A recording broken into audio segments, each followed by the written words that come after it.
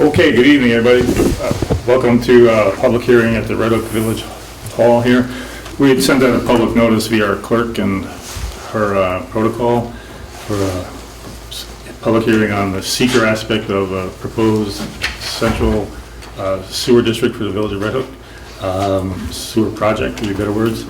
The board has been looking at, and we have circulated out a intention to be lead agency, but part of that we're also looking at Form Part 2. We've been going through with our engineers and our board members, and as part of the process, we want to put it out there to the public. This is, like I said, a public hearing on the seeker aspect, which is the environmental review aspect of the project. It's so we would ask that comments and questions be addressed in that fashion on that aspect of the project. We are running a little late here, so we have plenty of time tonight, so I'll formally open the public hearing. Is there a second? Second. All in favor? Aye. So if anybody wants to start out there with any questions or comments? Ed, I'd like this question. Sure. I'm Al Trezor. I'd like to know what is the, for the seeker, what is the proposed district going to consist of? Will that Okay. be the entire village or just the area serviced by the sewer system itself? Because obviously if it's the entire village, then the cost will be spread across the entire village, but only the area that's going to get the sewer will be served. Are you going to split that with like a user's fee and a tax to cover the cost? I mean, the reason I ask on the seeker issue is, then if it's the whole district, you have to look at the whole village, right? Yeah, I'm making a note here, and some of my engineer and fellow board members can chime in too, but essentially it's a village district but serving the central business area. So it's not a part town or part county like the last time around. It's just a village. Your question's not necessarily right on point because that's more economic question in my opinion, but the overall stance would be that the service area is that central core area. And then there's a cost known for that central core project, and then we're looking at various options to fund the project. And some of what you're asking goes to who and how far do you spread the funding across, what big a base. But as far as environmentally, some of your question could be deemed to hinge upon, there are some historic structures within the core, so to speak, ranging from Elmendorf and different other buildings. And those are addressed in our comments in the seeker. Brent and Robert, did you want to add anything? And you're right, Al, because this is a village system, and by virtue of general municipal law for villages, the entire village is the district. So unlike the other one, which Ed was saying was a Park County district, it was specifically the service area that we were considering, but that was part of the town, part of the village.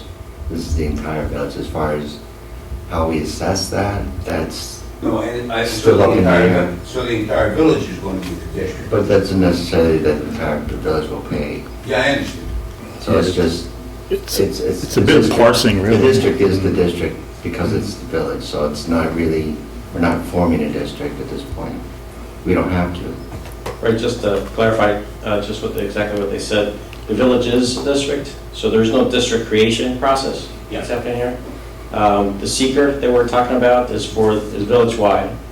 Village-wide. So it includes, if there's a service area, proposed service area, which are the businesses and houses that would be actually physically tied to the sewer system. But everybody who's served around it is being studied in terms of environmental impacts. The service area, right now, what we're looking at, the proposed service area, is from the north end of the village, and it goes down Broadway to the Emporium and Red Oak Commons. That's where it stops on the south end, up to Linden Avenue on the west side, down almost to the Cherry Street, basically, including Red Oak Electric on the east side. So that would be the service area there. The proposed treatment plant would be at Red Oak Commons. They have a system already. They have an existing system, and they have, the type of system that we're looking at is a step system, so it's a little different than last time. With the step system, there'll be storage tanks, basically a septic tank without the leach fields. So the pump, there'll be a low pressure system, not a grinder pump. They'll just pump the liquids down to the treatment plant. And by virtue of this particular system, we could utilize the existing treatment plant Reddit Commons and add to it on a component, similar components that they have. So it eliminates the sludge drying tanks that we had originally posed, you know, the air rotor plants. So part of O&M would actually be pumping out the individual tanks, and we could still utilize the land around there because we don't have a leach field requirement. Now, the proposed tanks are going to be on each individual parcel, is that it? Yeah. So that answered a lot of the comments from last time too, as far as emergency and that kind of stuff. So that's where the pumps would be located in those tanks. And then as far as the O&M costs, the O&M would pay to have those tanks periodically pumped and serviced. And again, we're looking at the low pressure because it's minimizes costs. We can do it with directional drilling as opposed to trenching. And it's substantially less expensive than the gravity system. Oh, yeah, right. So Brett used the acronym STEP, so that's septic tank effluent pump system. So you use the septic tank with an effluent pump. So you're pumping, so the solid stay in the septic tank, you pump the effluent, that allows you to use the small diameter pipe, and you take advantage of the septic tank for treatment. And then, of course, the idea is that if we have like a power outage, the septic tank will last for a day or two. or more. Right, you have the storage of the tank. Right. But way more than that. I mean, the tank would really be, these are 1,000-gallon tanks that are that size tank. It's not a small little holding tank. No. But these new tanks that people have to put in, or just they use their existing? These things have to be in compliance with current Board of Health standards. So they have to put So in- no, that would be part of the capital cost. So if the tanks, there are some residents and businesses that have replaced their septic systems recently. They'll be able to keep those tanks. If there is a property with an inadequate system, part of the capital cost would pay to replace those tanks with compatible, and are in compliance with current Board of Health standards. And that would be part of the capital cost. And I understand a lot of restaurants cannot use this, they really have to use it, everything's got to go through a grease trap, so they'll have to have multiple systems in there. That's not true. We're looking at different things right now as far as covering the cost of that. There are some restaurants that use a grease trap a lot, a bigger one. The other ones that have smaller traps. So we're looking at right now part of the O&M to pump out those as well. Right, so per building code, you have to have grease traps for restaurants, and it just depends on what size. And when you get a big enough one, it has to be outdoors, similar to a septic tank. So the effluent to that grease trap would be connected to the septic tank, or to the effluent pump and system. So the idea is not to pump the grease into Oh, yeah. the system because that would clog it up and. Right, but again, you have to put in, as part of this project, you'll be putting in tanks in each of these properties apparently, correct? If they had a it, pre-existing one that it's in Right. compliance. if this existing septic, grease trap was undersized, then, right, and we would have to look at that. What about an individual business who doesn't have the room in the back, let's say, to put a 1,000-gallon tank or something? Is it going to be dependent on the size of the building, if it's a private home or it's a business, or? On usage. Right, it depends on so the usage and the size of the home, it depends on the size of the tank. So would that be part of the project of putting in these tanks? Would that be something that's, because it's going on the property, it's owned by the property owner? Right, so there'd be easements, and the tank would be part of the project. In other words, can I ask a question, so I understand this? The septic tank is going to be part of the sewer system, and that's when you're saying you're operating expense is going to cover maintenance of those tanks, or does that fall on the individual landowner? The septic tanks that are connected to the system are part of the O&M of the operating sewer system. Yeah. Now, we keep trying to use the word district, but it's not district. No, I understand, there is no district. You're saying that the village, by virtue of being a village, is a district in and of itself. Right, And we have to maintain the septic tanks that are connected. in the service area. You got all your septic tanks in the back of your house. You got to put a grinder pump in to get the solids out to your new sewer system. Now, who's going to pay for the grinder pump, the float system for that? Is that part of your capital improvement? Do you pick up on that? And how are you going to bill the person for the use of the sewage? Well, the first part of that, Maybe Jack? Yep. I can start first. There's no grinder pump in this system. Robert will explain a little more. The acronym You've STEP, got a septic tank in the back of your house. The sewer line is in the front. How are your solids going to get from the back to the front? it's Solids an will actual, remain. it's an actual physical pumping. It's, so. Then you you're want- going to have to put a pump on each house then. No, I'll let the engineer explain. so that's what the acronym comes in. That's the last part is effluent pump. So there's an effluent pump in the septic tank. So on the normal septic tank, it flows out by gravity. Here, an effluent pump, which is physically inside the septic tank, Right. pumps out. Okay, that's going to pump your solids through without grinding them.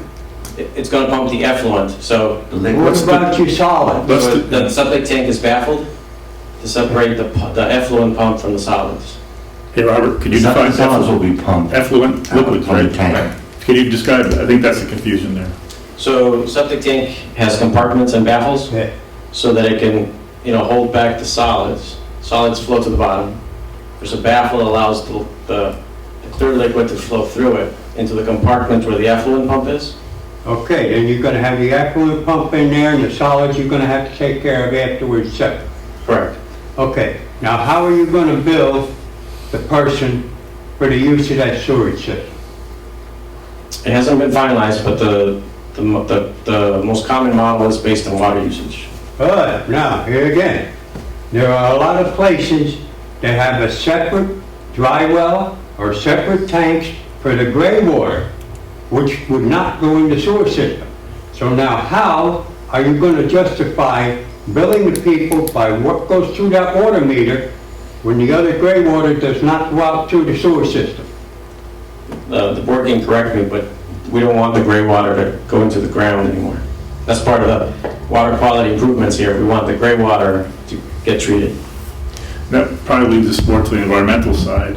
Some of the questions have been more economic, but that's exactly the point. And some of the questions also beg the question, see, we're in the funding, when Brent uses the word within the capital planning, what we're saying is, if there's a non-compliant tank right now, within the funding mechanism, we're going to replace that. If you take the inverse of that, if somebody has a non-functioning tank, that's a problem for the aquifer and for DOH regulation. So we're trying to take them over that hump and get them into compliance in a community sense where the funding is shared by those that benefit. In other words, all wastewater, both gray and black, if you want to call that, is all going to flow into this tank. If you have a separate gray water system now, that's going to be done away with, and you're going to put the gray water and the solids in the same tank. Am I right about that? Is that- Correct. I mean, essentially, what we're describing as the effluent pumps, Yeah. that's pumping gray water. So there's no reason to separate gray water on, the I left understand what you- left hand of the lawn. You're yours- taking the water that normally flows out into your distribution box, out into the leach field. Right. And your tank, your pump is gonna pump that. Right. But if the house already has a separate gray water dry well, that's gonna have to be disconnected, and the gray water's gonna have to go into the system. That's right. I mean, like, if somebody had, like for a laundry, they had a dry well for their washing machine, that now will go into the system. Right. Per DOH DEC regulations, there is no distinction between gray water and sewage. Yeah. It's the same thing. So, Okay, Tom? Are you gonna have a picture of this ideal septic tank with the pump in it for us tonight, or is that part of the presentation? yeah, we don't have a cutout for you on that. I'm familiar with the standard, if we were just to call in order a 1,000-gallon septic tank, right now it's baffle at both ends. Are you proposing then the pump is actually in that tank? Correct. In this standard 1,000 or 1,500-gallon septic tank? Yep, smaller tanks, say 1,000 gallons and less, you have inlet teat and outlet teat typically that serve the same function. Mhm. So you have multi-compartment tanks. So now you have a baffle, on the other side of the baffle, which is much smaller, an eighth of the size of the tank. And that's where the effluent pump lives. So it's protected from the solids and pumping the effluent out. So the solids are actually, the solids that float, I know some go at the bottom, but most of the solids are floating at the top. So they're actually gonna move up and down inside the tank then, in theory. Right, so the opening is not at the top, it's not at the bottom, it's not that center, but it's 3 feet off the bottom, 1 foot off the top, right? So scum can float, solids settle, and the effluent flows through to the compartment where the pump is. Robert, can you describe what happens as the solids over time, what the plan is to do with the solids? Right, so the function of a septic tank is for sludge to settle in it and anaerobically decompose, right? So when sludge anaerobically decomposes, it creates water and bugs which decompose the sludge. So you actually get a reduction in the volume over time. But over time, and that might be 3, 5, 10 years, you do have to pump it out, because you don't want the sludge blanket to get to the point where it's going through the baffle and out into the effluent pump, right? So we'll have to monitor it and establish a regular pumping program so that, we maintain the septic tanks and maintain the small diameter effluent pumps and piping. Is there a quantifiable water quality increase that you expect from this project? We've done quite a bit of sampling of the groundwater, and that's all documented in the reports too. So there's definitely a quantifiable decrease in pollutant load that'll be discharged to the aquifer in the groundwater. And that's measured in ammonia, total suspended solids, and BOD. Those are the common parameters. And in bacteria too. And all that is in the influence of what potentially could be our supply for the water supply for the village. So right now we're not experiencing a problem because the amount of water we're pumping out of our aquifer isn't pulling, doesn't appear to be anyway, pulling the pollution out of the ground into the surface, into their groundwater wells. So, but by eliminating the load, the pollutant load to the groundwater, that's the quantifiable improvement to the water supply. That was kind of convoluted, but And also, the more water we pump, say for future sales or for future development, either in the village or when we sell outside of the village, that will increase the area of influence, the sphere of influence of, how much water is drawn back into that area. So that may pull in some more contaminants, some more water we pump. Okay, thank you. Does this include any additional pumping stations to the distances traveling? no, there won't be any central pumping stations. So every pump will be set up in such a way that it can, get the flow all the way to the treatment plant. And that's What is the main, what is the size of the main going to the treatment plant? Based on the current users that we're connecting right now, it'll be either 4-inch or 6-inch. Unfortunately, they don't make a 5-inch pipe that's readily available. So we're right in between sizes. We go with a 6-inch pipe down Main Street, and everything connects to that. That allows for more expansion. If we go with a 4-inch pipe, that'd be better suited to the properties that'll be connected on day one. So that's kind of choice has to be made. Where do you put that pipe?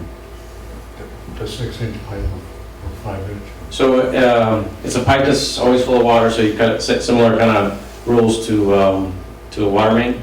You know, it has to be below the frost level. It has to be 10 feet separated from a water main. So essentially, if the water main is on the east side of the street, then this goes to the west side of the street. What about if you got to cross the water main? So when you crisscross, it's 18 inches per, is the separation distance per code.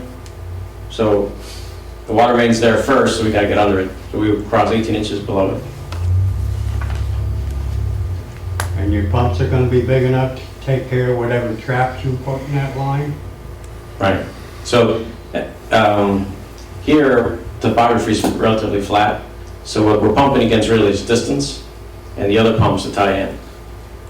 This is something it's not the first time it's been done. It's been done for, for much bigger systems and much more complicated areas.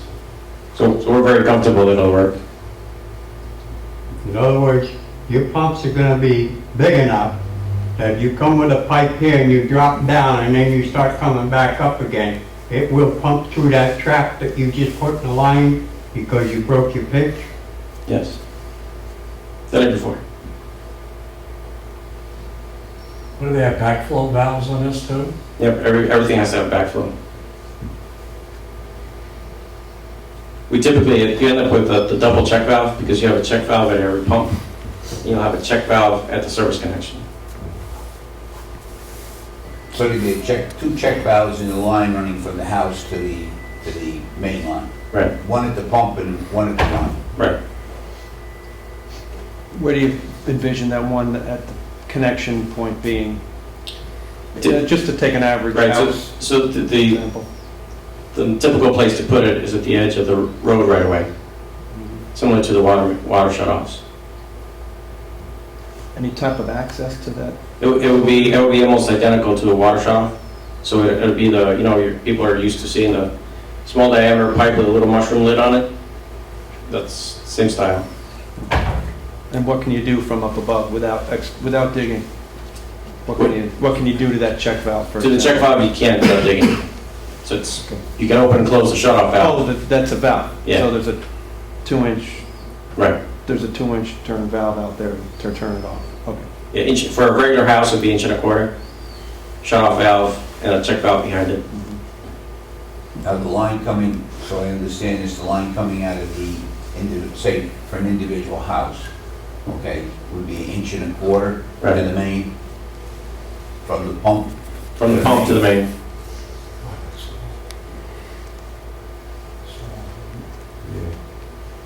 To put it in perspective, most houses have 3/4 inch water mains coming in. So there's 1.25 inch going out. And you're essentially pumping the same flow. Well, if I could jump in, it seems like all the questions were good ones. Most seem to be technical and economic, which probably the expertise of folks that are asking them. But what I have up on the board is within the secret form, there's one that kind of catches my fancy, and I think it would have the people in the audience too. It's consistency with community plans, and we do see a village that's growing nicely, revitalizing in the economic sense, but to keep it going, we know there are limitations, and like I said before, that inverse logic of if there are non-compliant DOH tanks, that's not good for businesses and attempts to make this a vibrant place to live and to own property and to have a business. And a lot of what we're doing is trying to find the best way, the most affordable way to get the aquifer protected, the business is able to thrive, and somehow share the cost. And our hardest work is we have to go through all the environmental pieces, but it's finding the best way to fund it, and we're working really hard on that too. There'll be subjects of other public hearings down the road. Pardon The me? aquifer that you keep talking about, are the village wells in that aquifer? Are your village wells in the aquifer that we're protecting? Yes. Yeah. Okay, that's what I want to. Yep, yes. Yep. By the way, it's 7:30. I think we've heard a lot of comments. My thought, just for the board here, we did notice this publicly for tonight. We did circulate to form part two. We as a board are not quite ready to move one way or another as far as the declaration of some open questions yet. I would entertain and ask that the board go along with me that we continue the public hearing and keep it open and set a meeting point in time and date and time, which will be our next monthly meeting, which is January, I believe, 11th at 7 p.m. We would entertain more comments on the seeker part of it and keep it open till then and keep doing our work on this complex project. Is there a second? In other words, we're continuing the public hearing to January 11th, our next monthly meeting at 7 p.m. Is there a second? Second. Any discussion? All in favor? Aye. Thanks, and we'll move on to our regular meeting. And one other question, will you be holding a public hearing concerning the economic cost and the cost not only to the individual homeowners, but to the village as an entirety, as to what the cost of the system is and how you're going to fund it? Right now, Al, we're in process of, if you stick around, we'll give you a monthly report, but I'll give it real quick in a nutshell. We've been applying for different grants, basically. Right now, we did score on a 2015 IUP above the funding line.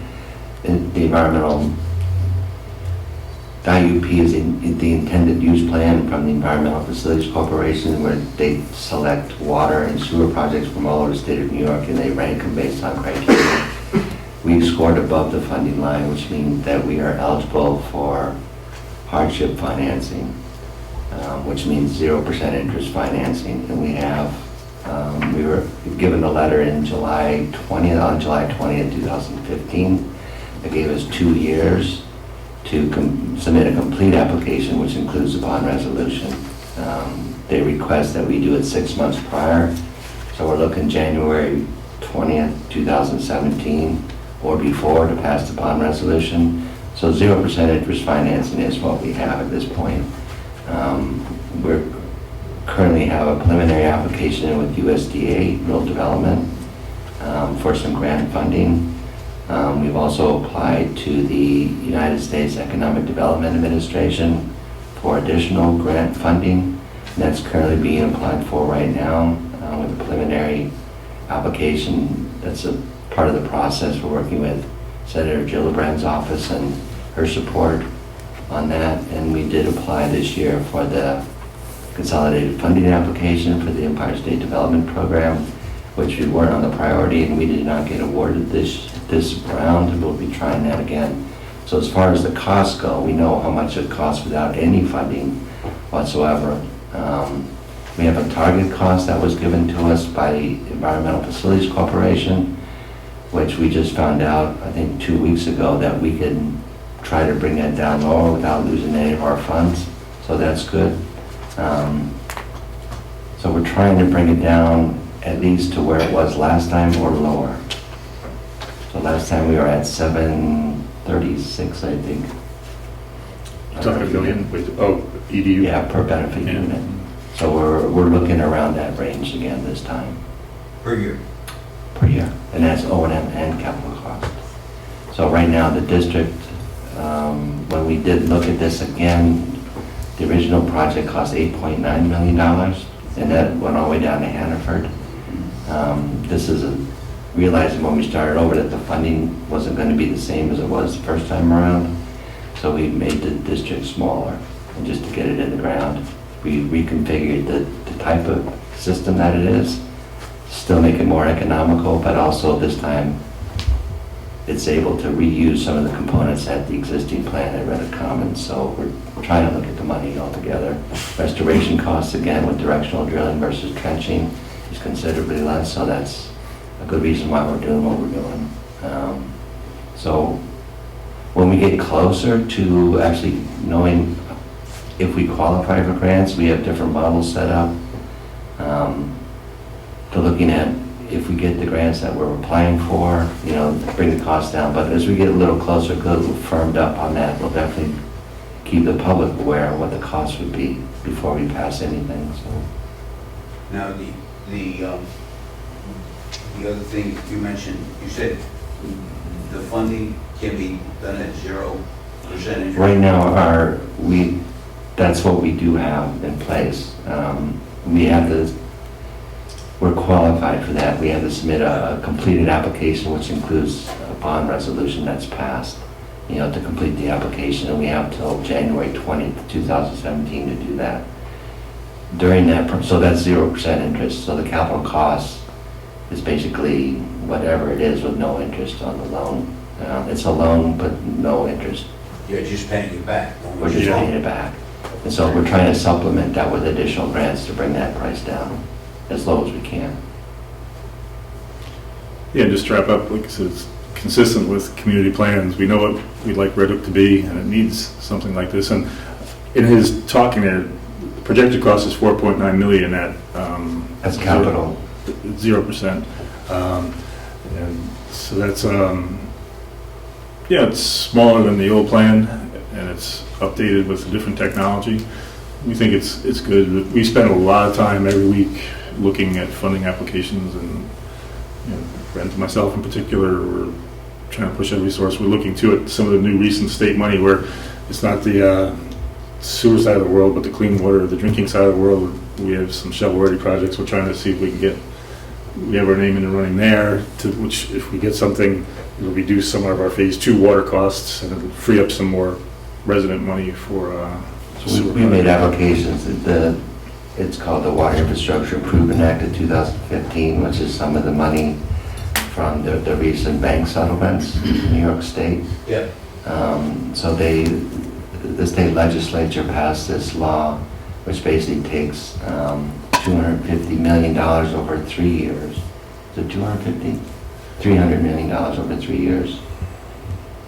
It's what, 75 million I'm this sorry, year. 200 million over 3 years. So it's, first year it's $50 million for both clean water and drinking water state revolving funds. The next 2 years is 75 million. In the drinking water, which Ed was talking about, they've allocated for this year $20 million. Of that 75% of that money goes to applicants that qualify for hardship financing, and 25% go to those who are shovel-ready. So phase 2 of our water project is shovel-ready. We've just basically awarded the bid on that. So we're awaiting, and from our understanding, it's a 3-part approval process. So the New York State Department of Health, the New York State Environmental Facilities Corporation, and the New York State Legislature have to weigh on that, who gets the awards. And from what the 2016 intended use plan had mentioned, that award should be, the award should be notified by the end of the year, this year, 2015. Calendar year. And we've been lobbying where we can, advocating, I guess is the word, trying to see if we can get ours. And we've tried for the clean water, which is the sewer, but our median household income is too high and our poverty rate is too low. So we didn't qualify for the clean water, but we did qualify for the drinking water, the 2 separate revolving funds. And so we'll look wherever we can get the money, whatever project we're looking at, which should inevitably lower the cost of infrastructure for the village of Red Hook, and that's what we're pursuing right now. All right. Well, you're going to talk about this later anyway. This will be, I talk about it every month, so if there's any, Yeah. We've been on it for a long time, and when the funding came through, it gets more real. But the good part, like Brent says, he is saying the year 2017 is when we need to be at a real final You state. have to be at a final decision at that point in Yeah. order to qualify for the no-interest loan. exactly. Yes. So, And Wait, wait. Certainly, that would be a plus to no-interest loan. it's a huge plus. Yeah. And, over our loans from USDA, that's for a 38-year term. I believe for EFC is a 30-year, 28-year? 3-0, The yeah. 0% is 30. It's over 30 years, so that's not bad. And so again, we're pursuing any funding out there for us. The public hearing is continued. I'd like to move into our regular meeting. Folks are more than welcome to stay. If you have a special interest for the public hearing, stick around and see what we do on the regular business. To start the regular meeting, we all rise and pledge the flag. So if we do that. Pledge allegiance to the flag of the United States of America and to the republic for which it stands, one nation, under God, indivisible, with liberty and justice for all.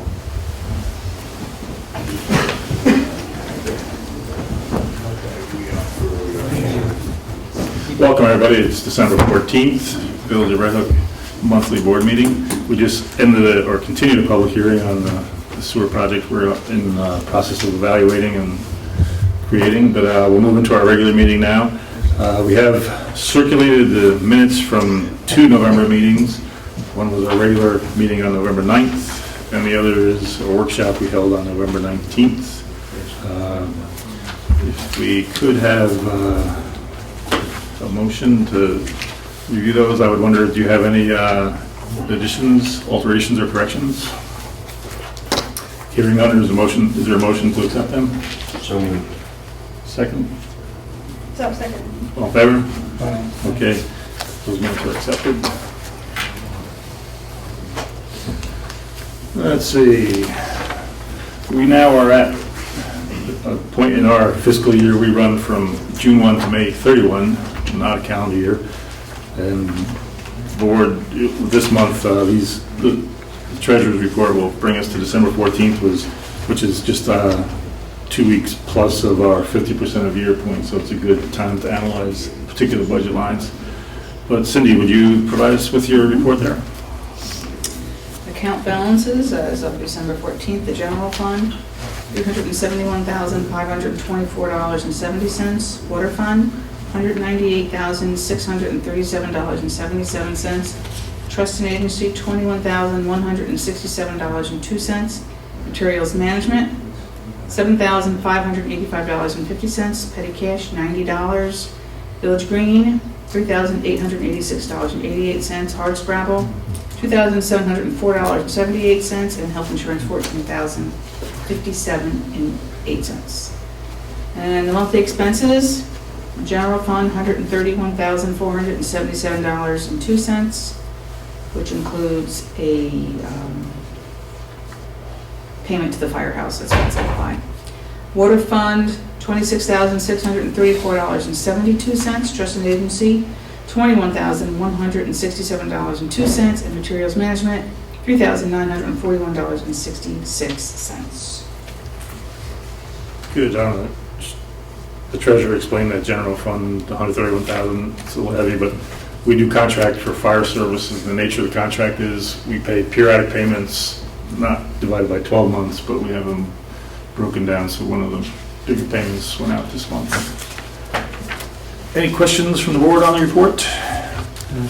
I would urge you to go through it. Like I said, I spent some time today looking through, and quite frankly, our budget subdivision work and our attention to detail looks overall the departments are holding. If you say we're 52% of year, most of them are about that as far as expense. And as we always say, certain line items where we pay a bond or something, that'll show 100%, but don't let that scare anybody. It's because it's a one-time payment that it's done, which is a better thing in a sense for us. With that said, is there a motion to accept the treasury report as presented? So moved. Is there a second? Second. All in favor? Aye. Thank you. Looks like, let's see, I can go next year. I don't see. One of my roles is I get to present the Red Hook Village Police Report. This is for the month of November. And this is a report they generate from their Police Pro software system. It shows us there were 319 incidents. The way it breaks down is 242 in the Village of Red Hook, 72 in the town of Red Hook, 5 in the Village of Tivoli. As far as traffic tickets, there were 88 issued. 59 were in the Village of Red Hook, looks like 1 parking ticket, and then 29 in the town of Red Hook. Arrests were 22, that breaks out 14 in the Village of Red Hook and 8 in the town of Red Hook.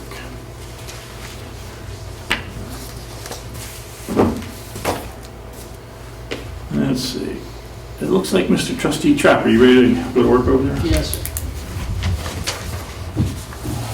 As I'd like to thank people who came to our last Dutchess County Planning Federation meeting for the year.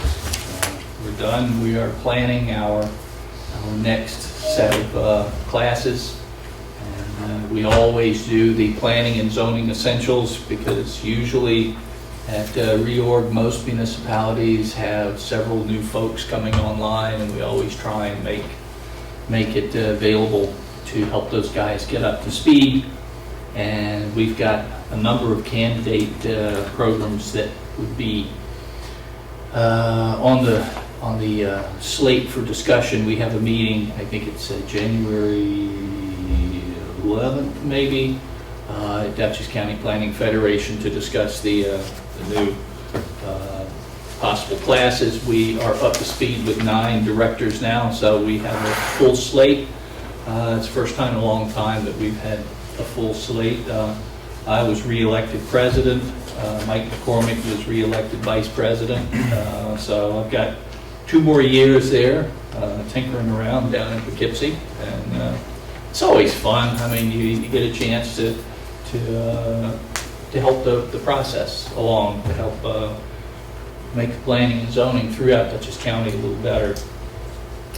Now, within the village, we're always chasing a couple of things here and there. At last meeting, Mr. Doris was in, and I told him I was going to do some checking on a building that he had concerns about, I guess is probably the best term. And I've had a conversation or two with Sam Harkins, the building inspector, just briefly about that, and whether this building is dealt with through existing or property maintenance codes. Or I'm not sure if Mr. Doris's question was to whether it should be torn down. That's a whole nother process. It has to be judged by an engineer to be unsafe, and then you have to move forward with a certain legal process through that. So, and I'm not sure we're at either one of those thresholds at this point. That being said, I was going to shuffle down to my monthly report here. We have, for the month of November, we've had 8 building permits issued. There were no C of Os issued, 1 certificate of compliance, 2 municipal searches were conducted, no orders to remedy, no stop work orders, no court appearances, and no fire inspections. I think Sam had conducted most of the scheduled fire inspections. I think he told me there were 60 or so that he had conducted so far. So he's got, that's a lot of paperwork, a bit of paperwork associated with each one, and you multiply that times 60, so it gets kind of large. There was the one complaint, which was believed the one that I was just previously alluding to at 31 Phillips Street, pool and shed. And the planning board this past month, November 12th, had approved a sign application for Taste Buds, and there was a site plan application for 2129 West Market Street, which was tabled, and that was dispensed with on the 10th, was it? David, did you guys have that on the 10th? Yeah. Okay, good, very good. And the ZBA had no agenda. The funds tendered for the month of November, $810. Mr. Mayor, that's it for me. Thank you, Jay. Yes, indeed. One thing, I got distracted for a moment. You were talking about fire inspections. I heard a number, but what were you saying there? Yeah, I was told that there were about 60 completed. I mean, that's, in one building, there could be numerous ones. So, one building might have a number of apartments and a number of businesses. So there may be more than 1, 2 or 3 or 4 in each building. So the total that I was told was 60 for the year. Is that's calendar year or from fiscal year? It's relative to when he started, each one. I'm not sure his scheduling procedure and how he has them scheduled, whether he has them set up on Outlook to annually ping him every time. But I'm assuming this year it was 60. Since January.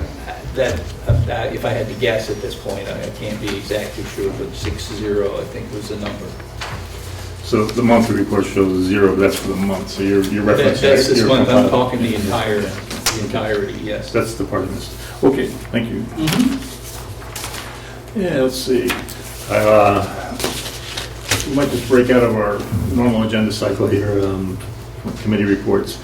We do have communications, the speaker of the BART student body here is Zeph. Well, would you like to come up? And we have started a monthly routine where we communicate with BART, and he's their spokesperson. You'll hear Brent talk about, we do have a lot of activity with Red Hook Together, which is a BART-related component, but with other municipal and other civic organizations. But Seth, you want to take the podium and speak into the mic? It's great to be here this evening. Thank you for putting me on the agenda.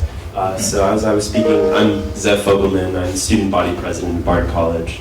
As I was speaking about a month ago when I was here, I was talking about a newly formed committee which we formed this year called Communications Committee. Basically exactly like it sounds, to bridge communication between not only Bard students in the village of Red Hook, but also village of Tivoli as well, and to also incorporate events that are going on in the local area, and to invite BARD students to those events and make them aware of those, but also help to invite people from the village of Red Hook to come to BARD and participate in events happening there. So that's really our goal, and really we're a new committee, so we kind of take things in stride, and we're pretty flexible in what we do. As far as updates go, let's see. Oh yeah, so we're very excited to begin facilitating and coordinating an internship program in Red Hook for BARD students. So we're working on that coordination now, and that's kind of in the works, that's in process. So we are, in addition to that, hoping to begin getting student groups like our jazz ensemble to play in Red Hook for the community.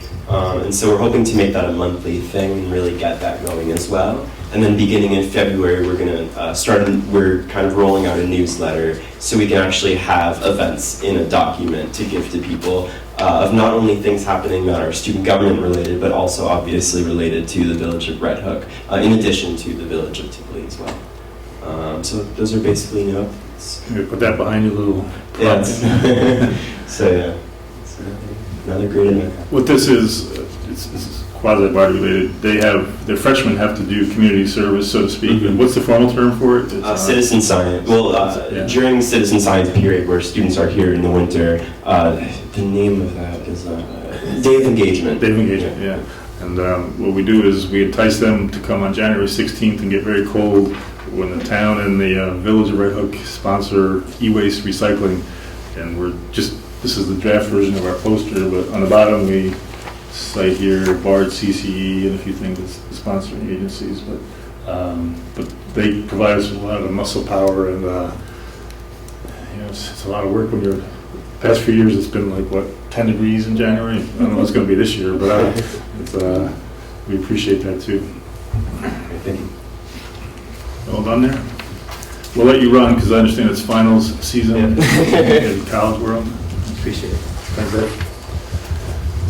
We'll slide back to our committee reports. I think let's have Trustee Norris. You want to go next? All right, well, since that's up, that's one of the things I was going to talk about. Go for it. Okay. We will have our annual electronic waste recycling on Saturday, January 16th, from 8 a.m. to 12:30 at the Red Hook Recycling Center. Please note this year there will be some minimal charges for disposal of some larger items. You can check redhookchallenge.org for more information. This event, as in years past, is run in conjunction with the Red Hook Town, the Conservation Advisory Council, and the Bard College Center for Civic Engagement. What was that website? redhookchallenge.org. We have to get that on our website. Two thoughts. We do offer limited home pickup for those watching on Panda. This is January 16th, so there's some time. There will be posters and some advertising, but what limited home pickup means, if you're infirm or elderly where you can't move the old equipment, I'll retain highway truck and we'll ride around. Or if it's ginormous, right? Yeah, but we hope we got rid of most of the old projection screen TVs. That was like the first year. Like, lifting. But what it is on the poster and our promotions, you have to call Village Hall and reserve that, or Town Hall for town residents. But we do pick up a few that way and get some out of the, especially the elderly households. The downside this year with the downturn in the world economy, in particular against China, there's not a great market for the electronic equipment. So we used to be able to get rid of everything for free. This year, only CRT type monitors and CRT TVs. Those are big, funky old tube TVs and the old monitors that took up half your desk in the old days. Those we do have to charge a fee for. That'll be on the promotional material. They can also take AC units, dehumidifiers, and refrigerators. Those are Freon releasing, or you have to protect against Freon release. There's a charge for those. They're not truly electronic, but they're on our poster in our promotions. They'll be what we do take, and it'll just list those CRT things that have a charge. Again, kind of whimsically, I hope we got rid of most of the CRT based. Almost everybody now has a flat screen. I have 2 CRTs in my house. Yeah. Sorry. But that part, so there'll be more about that out in the advertising world in the street. But thank you. I'm not done. It's Okay. short and sweet. Just our normal garbage for the month of November, we sold $3,120 in garbage tags and paid up $1,364.03. We had 12.92 tons of garbage and 8.15 tons of single-stream recycling. And events was kind of a slow month. We had Winterfest on Sunday, December 6th. Slow? Well, it wasn't like, I was pretty busy. Yeah, that's true. We celebrated Winterfest on Sunday, December 6th with carolers, characters, a hayride, and the lighting of 2 trees in Memorial Park.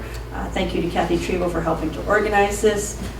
Sunday, December 6th was also the day of the Old Dutch Christmas Open House, which was at the Elmendorf, which had music and merriment and fresh baked bread and cookies. And it was a lovely, warm day. Yeah, It was better than, you're on the hayride and it's like 2 degrees and you're like, why are we doing this? That was good. We had Redwood Fire Department drove Santa Claus up, and we kind of let it be known that the reason he comes to Redwood and visits with the mayor is that he has to find out who has recently moved to an area. Then he visits with the parents to see who's been good, and we told them all they had about whatever it was then, 21 days, so 19 days to, if they were bad, they could make amends, and Santa would take care of them. So it was good. We had a good crowd up there. It was fun. And then, one thing the board has talked about it in line with materials management. It's an offshoot. I did circulate to everybody from one of our workshops this color. Did you all get this handout in your mailboxes?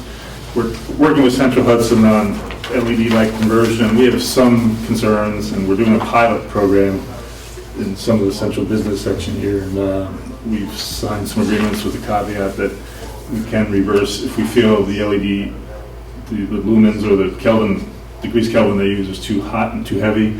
We have the ability to back out until push them to make some changes. The downside is right now the PSC only gave them a tariff capability to use a certain type of light and a certain intensity of light on the streets. And, I did see something recently from our rep. There might be a lower option, a lower degree Kelvin option available soon. And, so we'll have to see what that is. But I think we'll still go with what we did with the pilot on the front of the street here. But if you could look at this, what's nice to me, and the reason it ties in with materials management, is it gives the cost savings, which is an important driver for all of us, but it also gives kilowatt hours saved, carbon dioxide, sulfur dioxide, and nitrous oxide saved, tons and different things. So it's a nice little handout for people, and we'll keep that in your folder somewhere.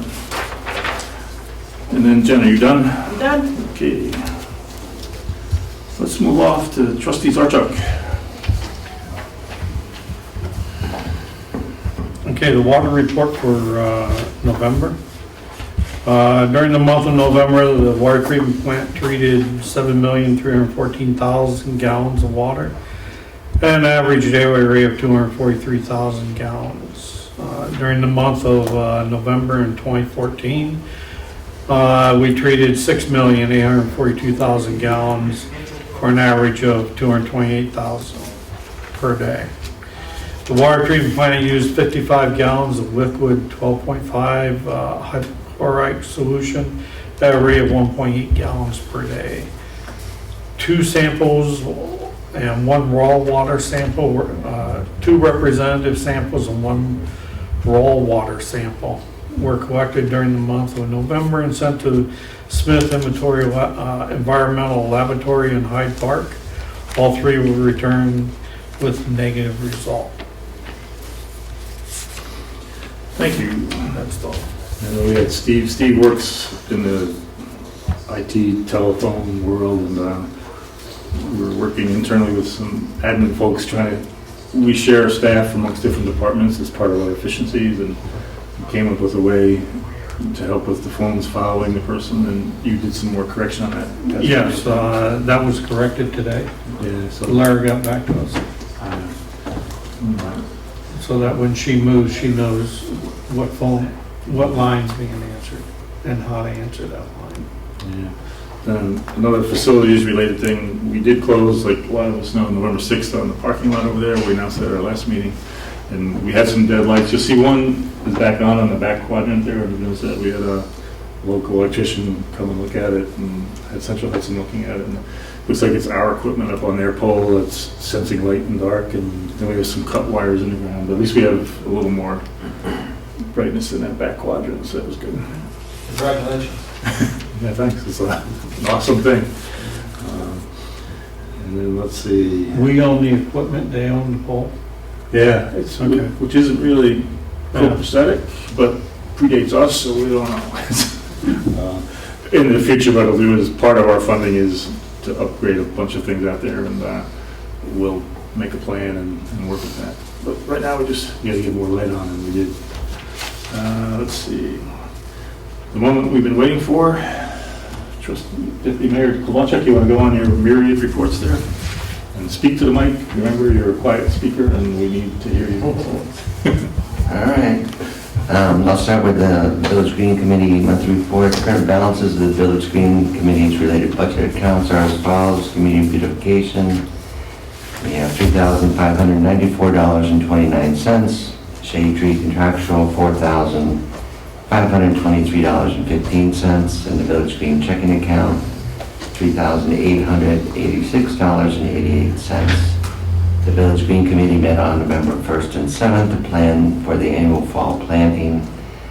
We located the trees and selected the sites, and on the actual day of tree planting, over 30 volunteers, including Bard College students, Boy Scouts from Troop 42, and community volunteers and the Village Green Committee officers helped plant 16 trees throughout the village of Red Hook. And we'd like to thank also Jackie Cookingham, who donated funds for a new bench in honor of her late husband, Oakley Cookingham Jr., and her father, Brigadier General Seymour Austin Potter. This new bench is located on the north end of Veterans Memorial Park. We'd like to thank her again. It's a very nice donation, and you can always use the benches. And we currently have 2 bench locations without dedication plaques, and they're at Fesco Bank and the Emporium, both on South Broadway. Village residents can purchase a plaque for $125, and proceeds from the sale will be used for the purchase and installation of the plaques, and the remaining funds will be used for future village enhancement projects. Anyone interested can contact the village clerk's office for more information. The Village Highway Department concluded leaf and brush pickup on December 11th. So we're all done for this year. Announcements will be posted in village newsletters and in local papers notifying residents when the Highway Department will resume pickup in the spring of 2016. The village's snow ordinance is currently in effect from November 1st through March 31st of 2016. No parking is permitted on village streets from 11 o'clock p.m. to 6 o'clock a.m. during on those things, and then also on New York State highways, which is Route 189 and Route 9, from 2 a.m. to 6 a.m. during the same period.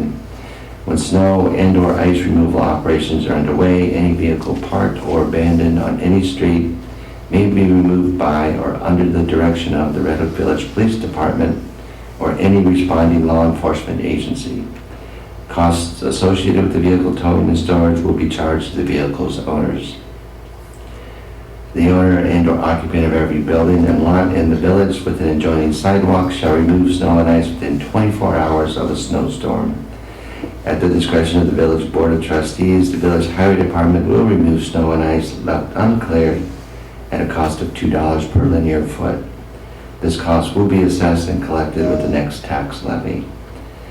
The village received payment on November 30th from Absolute Auctions and Realty Incorporated for the sale of the surplus leaf vacuum and leaf pusher plow attachments. The total sales amounts was $320, and this has been deposited and transferred to the Maintenance of Streets capital outlay budget. And this is on top of the $3,600 that we received from the same auction for our old dump trailer. So that money will be used to offset some of the costs of our new pickup truck, which we're hoping to get, or not pickup, but dump truck, hoping to get in February. It's on order now. No scrap metal was sold during the month of November. Total revenue generated for fiscal year 2015-16 is $453.22. Since inception of the scrap metal recycling program in September of 2007, $18,930.96 has been generated. Proceeds from this program go toward the purchase of tools and equipment for the village highway, water, and material management departments. Residents and businesses interested in donating scrap metal can contact the highway department at 758-8600 or the village clerk's office. And the highway department personnel will assist property owners by picking up scrap metal upon request. The Intermunicipal Task Force and Red Hook Infrastructure Projects, we heard a lot of what was going on at the public hearing. Hopefully I won't be redundant on this. Meetings were held on the following dates at the Red Hook Village Building. Robert Flores, Brett Smith, Ed Blundell, and myself attended on November 6th. Professor Eli Stuker attended to discuss the continuing monitoring of the Red Hook Village test wells for the effects of existing sewer treatment systems, which are septic and cesspools, on the groundwater supply, and to build a database for the Sawkill watershed. On November 6th as well, members of the Bard College student government attended to discuss current programs and promotions and events, which we heard from Zev already on that. We had about 5 members of student government attend. On November 13th, Susan Spear and Sarah Reingold from the office of Senator Kirsten Gillibrand attended to review the village's request and qualifications for a U.S. Economic Development Administration grant application regarding the proposed Red Hook Sewer project. Recommendations to advance future New York State consolidated funding applications were also discussed. On November 20th, a conference call with the New York State Environmental Facilities Corporation was held to discuss the prescribed 2015 Clean Water State Revolving Fund target service charge. Based on the 2016 intended use plan, Category D, which was just published, EFC will no longer apply the target service charge, which was $837 per benefit unit for the Village Red Hook, as determined by the 2015 Clean Water State Revolving Fund intended use plan. So they actually eliminated that provision, and we can try to get that price down as low as we can. If the Village of Red Hook were to find additional funding to lower the capital cost below the 2015 target service charge, it will not affect the hardship eligibility. The village is required to submit a completed hardship application, including a bond resolution, SERP determination, and New York State Ag Market sign-off by January 20th, 2017. The secret determination, we just had the public hearing for that, and that's still open. On November 10th, the Village Red Hook prepared a mail letter of intent to be lead agents to potentially involved and/or interested parties. Today, at this meeting, we did conduct a public hearing, and also we'll consider, I guess we won't consider the neg deck until the January meeting at this point. And we also did, for the sewer project, we advertised for a request for proposals for engineering services for the sewer project. On October 19th, the village board authorized the advertisement for an RFQ for engineering services. October 27th, the village advertised for the RFQ. On November 16th, responses to the RFQ for engineering services were due by 1, and we opened 3 different proposals, and on November 19th, the village board trustees reviewed the submitted RFPs and awarded CT Mill Associates the contract for engineering service. The proposed Village of Red Hook sewer project will include the entire village. The service area, including the collection, distribution, and treatment systems, will be located in the general business district and parts of the neighborhood mixed-use district. The system will extend from the north end of Old Post Road in North Broadway, south to Red Hook Commons and the Emporium on South Broadway, and extend from Tower Road west to Linden Avenue on Market Street. As discussed in our public hearing. The Red Hook Water Project Phase 2 meetings were held at the following dates at the Village of Red Hook building. November 6th, bids were open at 1 o'clock at the Red Hook Village building for the Prime General Electric contract. 8 contractors submitted bids. On November 9th, the Village Board awarded the Prime General contract to Jersen Construction Company of Waterford, New York. The contract amount was $3,045,766 and included the alternate for 4-inch flush concrete curtain and excluded the alternate deduction for PVC pipes. This project will use ductile iron pipes for the project. On October 19th, the Village Board awarded Gross Electric to Prime Electric contract for the project. The contract amount is for $111,787. And on November 13th, we reviewed the procedure for contract signatures and pre-construction meetings. I believe we have another resolution up today. Phase 2 of the Village of Red Hook Water Project will provide for improvements to the village's water distribution system, which includes water mains, fire hydrants, connections, and street restoration in the village's southwest quadrant, and the replacement of the existing elevated tank with a new ground-mounted storage tank to be located at the Firehouse Lane Wellfield site. The project is anticipated to be completed in spring of 2017. The 2015 Community Development Block Grant, next Friday, December 18th, bid proposals will be open after 1 o'clock at the Village Red Hook building. On January 11th, the contract is awarded to the lowest, most responsible bidder, pending approval of the Dutchess County Department of Planning and Development. On April 4th, we're anticipating the start of construction, and the completion will be August 1st, 2016. This project, this grant award, will be used to install new ADA-compliant sidewalks in front and on the east side of the Red Hook Firehouse.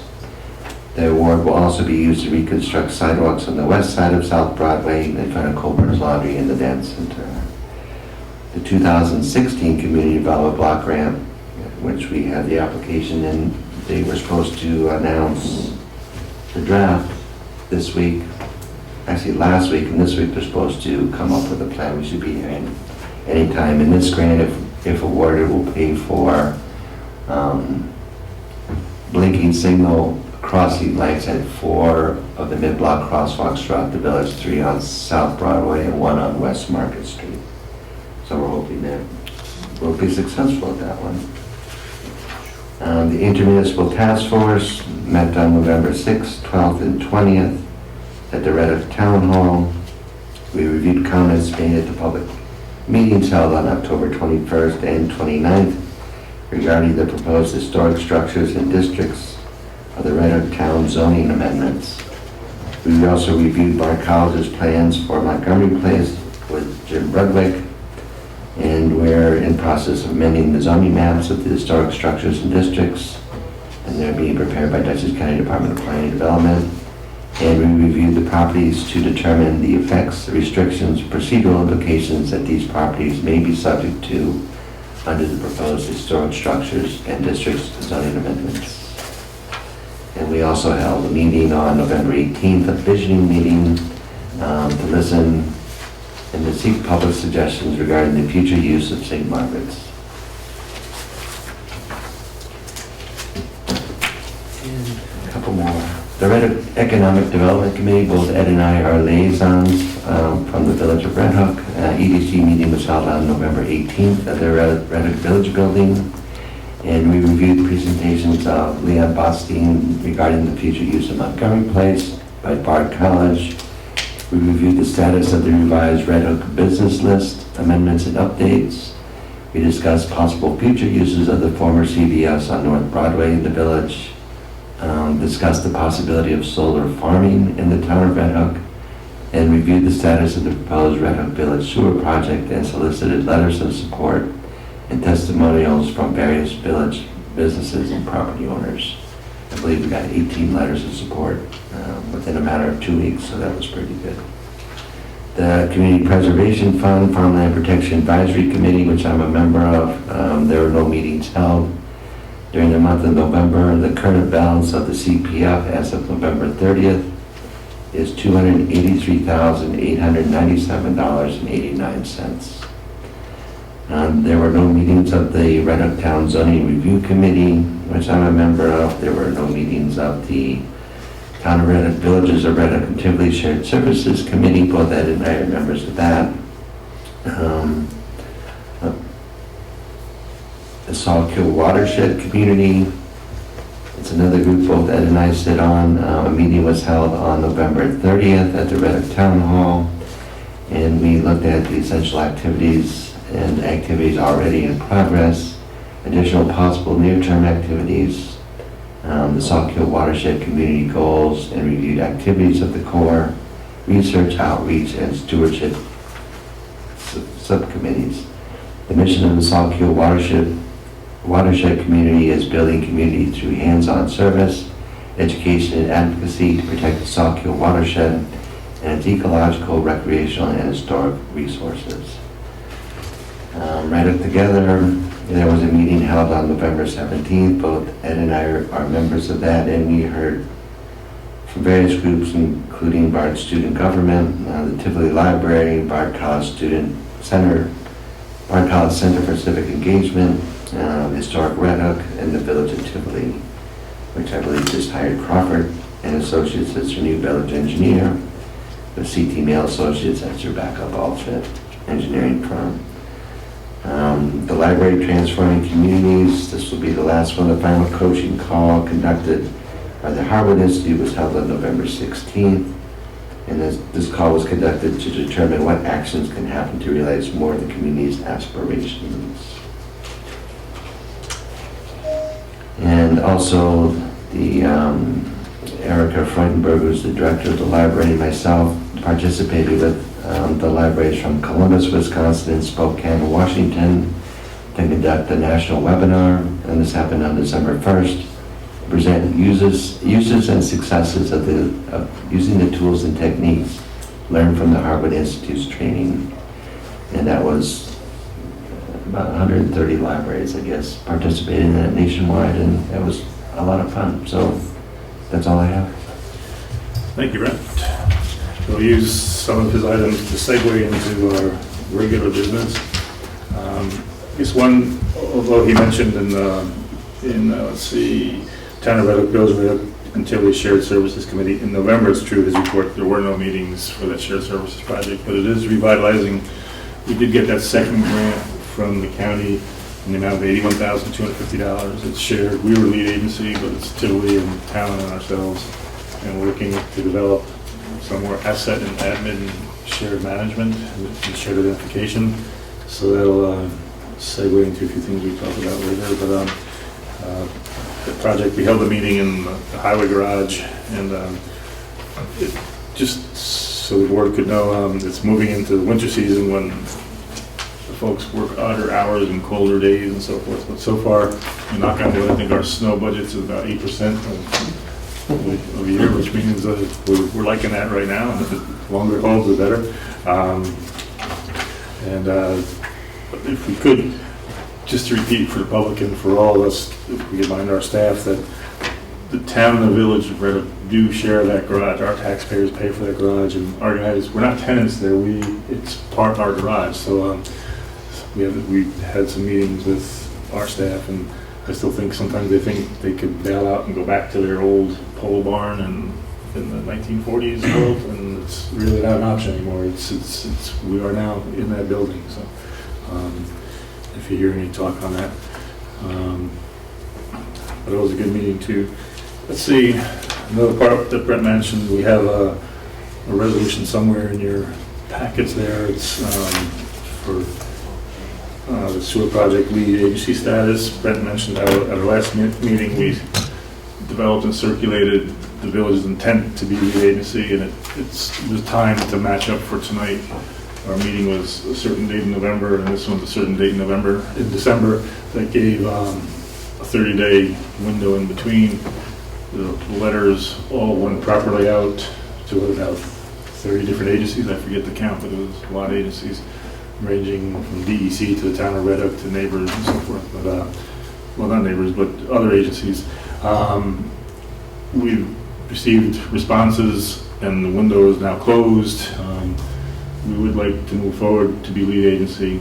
We're waiting for, I don't think DEC has responded yet, but they have, 30-day window is gone, but we would certainly look at their comments if they had any. But what we did was prepared a resolution to declare ourselves. We've set the formative steps. They've been negotiated.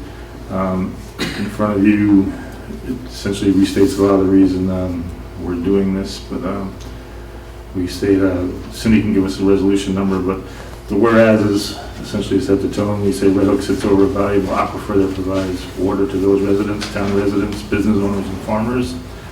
Whereas we want to create a vibrant village, and this requires modern infrastructure. As well as we desire to promote ecological and economic sustainability. Those are key points I was trying to stress before the public hearing. The board has all this in front of them, but we have developed and submitted engineering reports to the New York State Department of Environmental Conservation and New York State EFC for a municipal water system serving approximately 130 properties, primarily in the general business district, which reports have been approved by those agencies. Whereas the Village of Red Hook has been advised that the projected cost of the project will be $4.9 million, whereas the Village of Red Hook has been granted a 0% interest loan for that amount, $4.9 million, with 30-year term from EFC with a 2-year window from July 2015. Where the Village of Red Hook is still pursuing the other grants and offset options to reduce the borrowing needed in order to reduce the capital costs. And whereas the village full environmental assessment form, EAF, for the project has been prepared on behalf of the village. And whereas on November 9th, we'll have to delete this one, whereas, let's see, no, this is correct. Whereas on November 9th, the Village Board of Trustees classified the project as a Type 1 action pursuant to seeker and declared its intent to serve as lead agency in a coordinated review of the action to which no other agency has objected. So that after that comment, that's true, nobody has objected. So the resolution part would be, now therefore be resolved that the Board of Trustees of the Village of Red Hook hereby declares itself lead agency for the purposes of seeker review. And I would offer that as a motion. Is there a second? Second. Is there any other discussion? Can we vote on this even though we're keeping the public hearing open? Yeah, Okay. it's a different thing. We're Okay. setting ourselves as lead agency. It's Okay. two different worlds. Resolution number? 22. 22.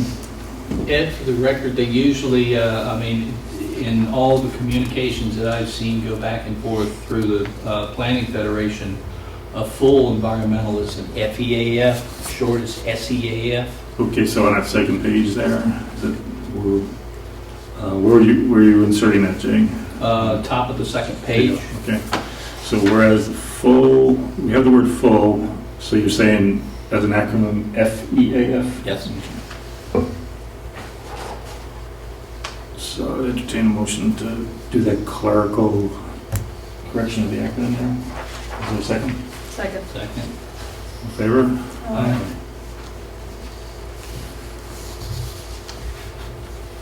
That being said, it's a roll call vote. Again, we're establishing ourselves as lead agency. I will vote first. I vote aye.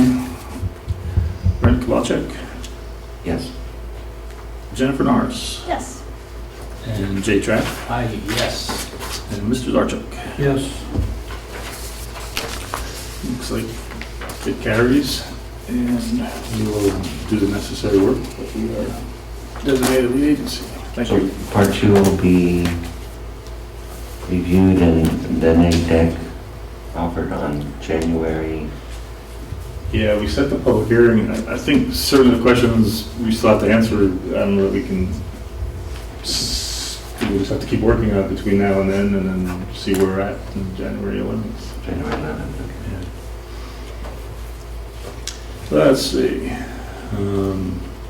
Maybe we'll jump to item number 4. We'll let Mr. Trapp do some work down there. He reported that he re-elected as president of the Planning Federation, which is a good thing. It's good to have the president of the Planning Federation in your village. I'm thinking, Jay, he had reported in a meeting or 2 ago where the county is relinquishing certain, I would say, more clerical aspects of what our planning board has to do and submit to them. You want to enhance that a bit, and then we can vote on it? Sure. Very briefly, what happened is, I think primarily in an effort to save some money, county planning would generally in the past had received a lot of referrals from Dutchess County planning boards, and I think there was somewhere in the neighborhood of 52 or 53% of them came back as a matter of local concern. So they reviewed all of these matters that were coming back as local concerns and recommended that they not be referred. In other words, to save the staff time from reviewing some of these things that typically were not county-wide issues. So this 239 changes here, the section 239 general municipal law is basically we're agreeing with that, and we're signing on to the fact that these items will not necessarily be referred to the county planning for review. And that, I guess, the time frame is, what is it, January 1, 2016, I think. So. Right, yeah. Yeah, they gave us some heads up on it, and Jay reported a couple times about it, and it's my understanding, Jay, it's been conveyed to our building department as far as the details. What they're doing, the county's drafted with their lawyers, essentially, I would call it an intermunicipal agreement. They're calling it an agreement. It's not really a resolution or anything. They have a bunch of whereases. What they do outline, and we just have to be sure this gets conveyed upstairs, is the actions that are eliminated are listed out there, and then referrals not to be eliminated are restated in the document. What they're not eliminating are comprehensive master plan referrals, zoning amendments, rezonings, other proposed local laws adopted pursuant to zoning, and they put in parentheses wetlands, historic preservation, affordable housing, architectural review, and not eliminated are site plans, and not eliminated are special permits, use variances, area variances for all non-residential uses. Yeah, a lot of the residentials they felt were relatively minor in nature, so. Yeah. So, as far as the whereases, New York State General Muni Law, Section 239, that's the name of this thing, 239, requires local munis to refer applications for certain planning and zoning actions to the Dutchess County Department of Planning for review. Mr. J. Chappie, you want to pick that up and What were you, the second paragraph? Second whereas, yeah. Okay, whereas New York General Municipal Law, Section 239, further requires the county to assess all such applications as to whether the requested action would have a countywide or intercommunity impact and comment on same, and whereas the current referral process results in the processing of applications each year from towns, villages, and cities to the county, a portion of which have neither countywide or intercommunity impact, and whereas New York State General Municipal Law authorizes the county to enter into agreements with local municipalities in order to determine which, if any, of the local municipal actions subject to referral may be deemed strictly matters of local concern and therefore not subject to the referral process, and Whereas the county hereby proposes to eliminate the necessity of the county's review and comment on such local actions. Whereas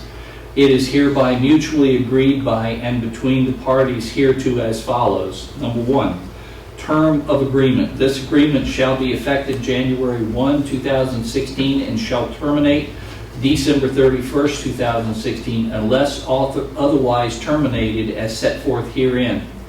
The term of this agreement shall be extended automatically for a successive year for a total of 5 years. If either party decides to terminate this agreement, either party shall send a written notice of termination to the other party at least 30 days before the end of any term. This agreement shall terminate upon 30 days written notice by either party to the other. Number 2, payment. There is none. Number 3, referrals to be eliminated. The following actions shall be eliminated from the referral and review process. A, administrative amendments, zoning amendments regarding fees, procedures, and penalties, etc. B, special use permits, use variances, and area variance for residential uses. And C, renewals, extensions of site plans or special permits that have no changes from the previous approval. Number 4, referrals not to be eliminated. The following actions shall not be eliminated from the referral and review process. A, comprehensive and master plans. B, zoning amendments, standard uses, definitions, district regulations, etc. C, rezonings. D, other proposed local laws and/or authorizations adopted pursuant to zoning, wetlands, historic preservation, affordable housing, architectural review, etc. E, site plans, all. F, special permits, use variances, and area variances for all non-residential uses. Number 5, notices except as otherwise provided in this agreement. Notice required to given pursuant to this agreement shall be made in writing and addressed to the following or such other person as the parties may designate. Commissioner of Planning and Development, Dutchess County Department of Planning and Development, 27 High Street, Poughkeepsie, New York, 12601, the municipality. Okay, let's see. Number 6, the entire agreement. The term of this agreement, including attachments, represent the final intent of the parties. Any modifications, rescission, or waiver of the terms of this agreement must be in writing and executed and acknowledged by the parties with the same formalities accorded in this agreement. And the rest is just the signature portion, so there you go. Thank you, Jay. You betcha. Yeah, I guess 2 things. It's really in the form of agreement, like we said. I would just like to put it in the form of a motion that I be authorized, if the board concurs, that we join in with this process. It seems to make sense. It's essentially, like Jay mentioned, a cost-saving thing on the county planning level, and it's still, your major significant changes here have to be still referred down there. It's not like you're letting us run rogue up here or anything. But the downside is they drafted the agreement. It's quite lawyerly, but somehow we have to just be assured it's conveyed upstairs. Jay, it's my reflection, some folks had some training on this, or was there something offered? Yes, we did have, we had a class on this, and I think I sent to Lara, I scanned and sent to her all of the course data on this to be distributed. So I would just ask that we vote that I be authorized to sign it, that the Village of Red Hook will participate in the agreement with the county to modify the way we deal with planning and zoning as outlined in this agreement. Maybe, let's see, we should identify this as something, clerk, what do you think, so we can find this in the future? Like an exhibit or? Well, you could probably just call it agreement with the county 239. Okay. I would ask, I'll put it for a motion that I be authorized to sign it on behalf of the village. Is there a second? Second. Any other discussion? All in favor? What are the dates are you gonna put in? This agreement made this, I put today. today's date, 14th? When we sign it, you mean, Brett? Yeah. It becomes Sounds effective. agreed. It becomes effective January 2016, so we're timely. Okay, all in favor? Aye. Thanks. You signed the village account. Okay. Thank you. Let's see, while we're signing, let's see, in Brent's report, we talked about how we awarded for Water Phase 2, the prime electrical and the prime general contracts. And we did that formally with the resolution number at our November meeting.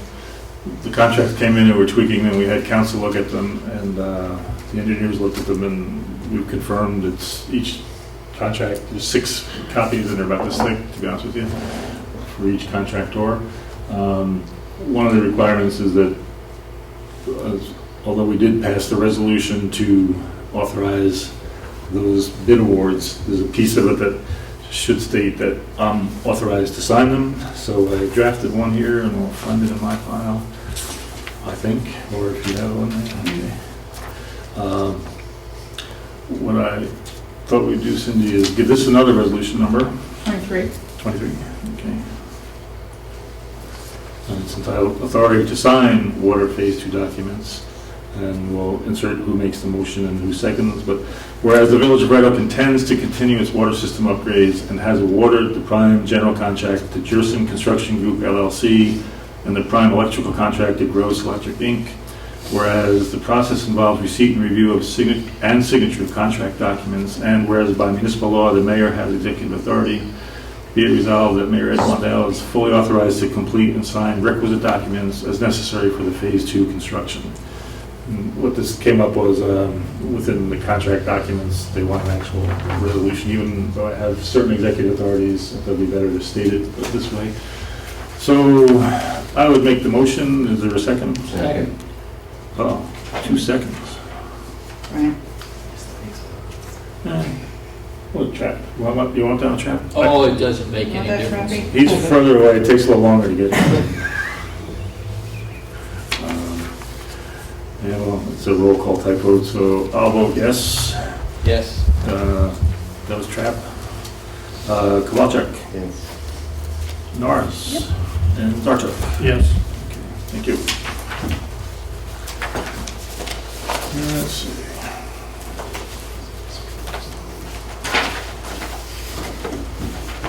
One general business item. We do have the odd honor this week of having our regular monthly meeting, and then the same with the potential of our workshop meeting, which would be the 17th, the third Thursday. I think for many reasons we don't need the workshop meeting. People's schedules, holidays, and work, we seem pretty caught up right now. But we should just notice that formally so our crowd and our internal folks know that would anybody care to make a motion that we cancel this week's workshop and properly put a little notice on the door or something? Should I say Merry Christmas? Is that, does somebody make a motion over there? I make a motion that we cancel this week's Okay. meeting. Any others? Workshop. I'll second it. Any discussion? All in favor? Aye. And then, one thing, a little bit of housekeeping thing, if you could pick up your, okay, right, see. In the budget world, let's see where I put mine. We have moved, as we do these federal projects, we supplement our annual update report, that's the AUD, that we use CPA and different accountants for. Ranging from year to year, we have to either do a single audit or that's what they call an A133. There are different levels of audits now since we're using federal money and so forth. This year we had put a little bit of money into the Phase 2 water project to help with the audit, but I got to think of that more. It's going to come in around $12,000, the single audit this year. And I was thinking, well, right now we do have a pretty good operating balance in the water budget because we are gearing up slowly to get to that point where we have to have the ability to pay for Phase 2, so we have some operating balance in there. I'm recommending and would like to confirm and move forward with this plan that we take and modify the current budget and insert a line for audit single or / A133, and we'll give it a number 8320.413. And then what it would come from is not from the general fund Is there an A balance. on that? Pardon me? Is there an A on the end of that? just 413. And then we would just take it, right now, when you listen to Cindy's report, the account balance in the water fund is significant. It's not like we're running short there or anything. So, and the logic would be as we move in January, February into our next year's budget consideration, I think we'll just park it there. And it will save us money because where we had it parked was, it would be subject to 38 years and 3.25%, where it said we'll just pay it and be done with it and move that way forward. And we'll add, remember I built that spreadsheet showing where we need to be in 2 years with rate and so forth, and we'll just add this number in there and blend it in somehow. But one thing in a lot of that, the spreadsheet I gave everybody, we do have to also figure, we do have a significant fund balance there, so we might be able to tweak some of those numbers down a little bit. But anyway, I would offer in form of a motion that the board modify the current 2015-16 water budget by inserting code 8320.413 in the contractual expense world. And right now in the amount of $10,482.56. And the revenue source would be the operating fund balance from that.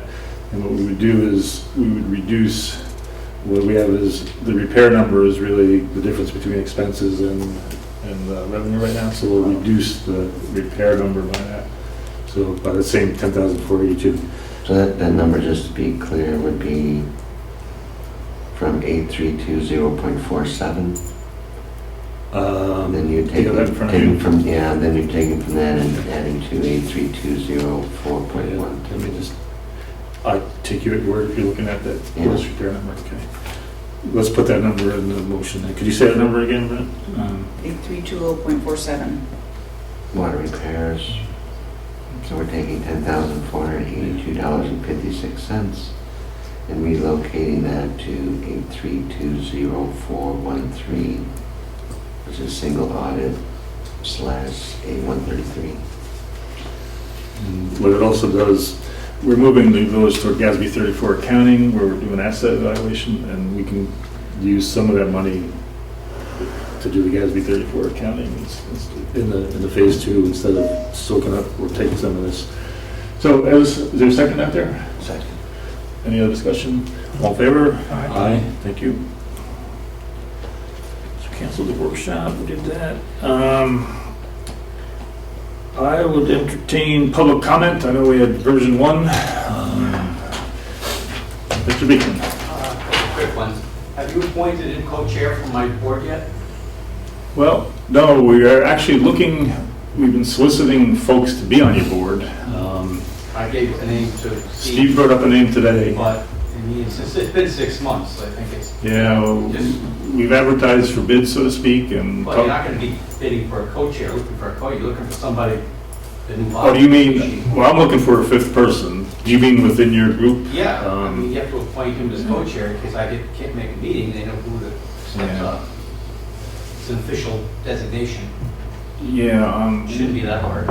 No, we have not been asked to do that. I've asked you a number of times. Do you have a recommendation? Yes, Eric Cathell. Bethel. He's been there almost as long as me. Everybody else is very short. Is he willing? Yes, I asked him. I asked him back in June. Let's do it.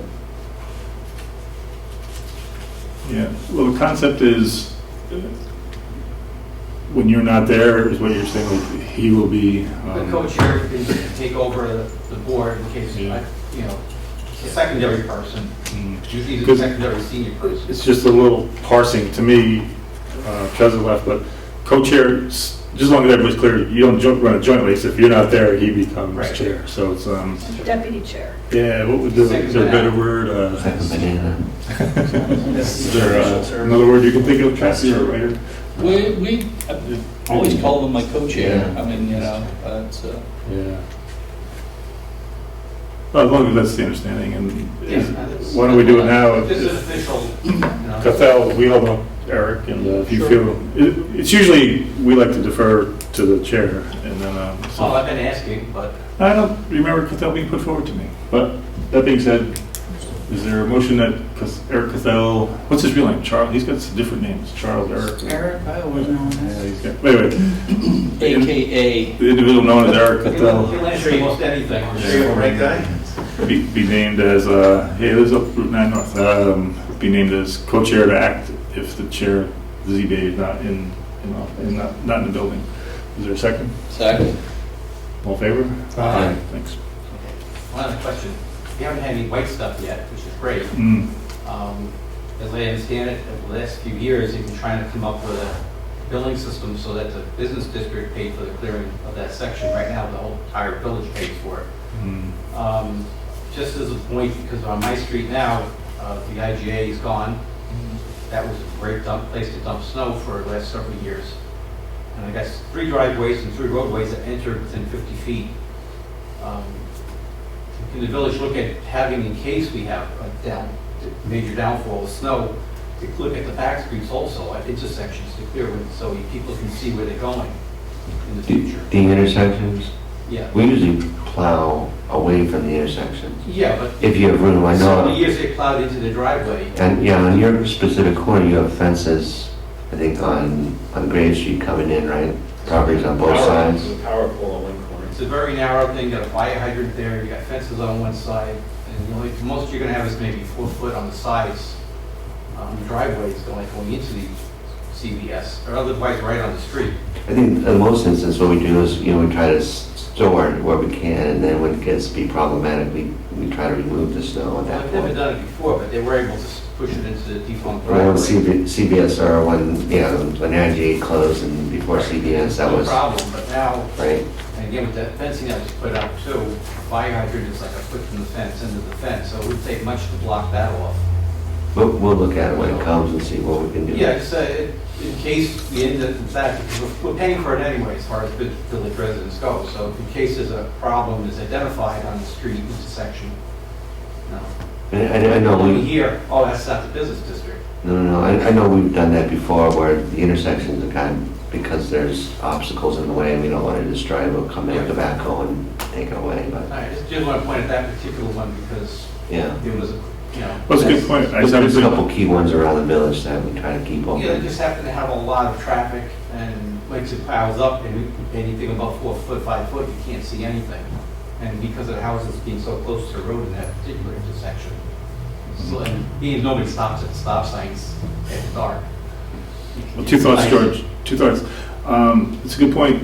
I wonder if our highway foreman could meet whoever won the snow clearing contract for the CVS. Maybe they could just talk informally somehow. Do you know who won the contract? I have no idea what's going on with that. We could talk to Dan and see if he knows. Because a lot of times the local snowplow guys win these jobs. And we could talk about that. And I think as far as general public comment, anything else? Yeah, on that sewer system that Yeah. we're looking at it, where is there one of these systems that's in use right now? Well, the engineer left. I know they exist, but I don't know where the closest, nearest one you could talk to. I can find out for you, because actually the Dutchess County Water and Wastewater One Authority that's been in use for maybe 4 Yeah. years. was actually recommended by Dutchess County Water and Wastewater, and Are these the E1 pumps, is that sort of? the E1 was the grinder pump. Okay. So the E1 is, okay, they may make the pressure pumps as well, but they're the ones, they don't let her accept grinder pumps. So before we determined it would be a village-only system, we were still following the lead, so we did research into the step system. But I can find out for you where they are, and through our engineers, and maybe with Dutchess County, we can find some things that are up and running. But it should be less wear and tear on the pumps, without the grinder mechanism on that. And I think that was one of the objections last time with the grinder pump. So you're eliminating that component of it. It's still mechanical. Last time the engineer, they said that was a good system. Luckily, the vote went down. Otherwise, we'd had a $3 million system. It may not work that well. Well, it depends who you talk to, George. I mean, Well, they said the last meeting. but, yeah, okay, so we're on a different system now, so we're hoping for the best. Well, $5 million, I kind of hope so. Yeah, we do too. Could be 15. Anyway, anything else? I did have on our agenda one executive session on a personnel matter. I'd like to still do that, and we would come out and close our meeting, but we wouldn't be taking any more votes or any more general business, so.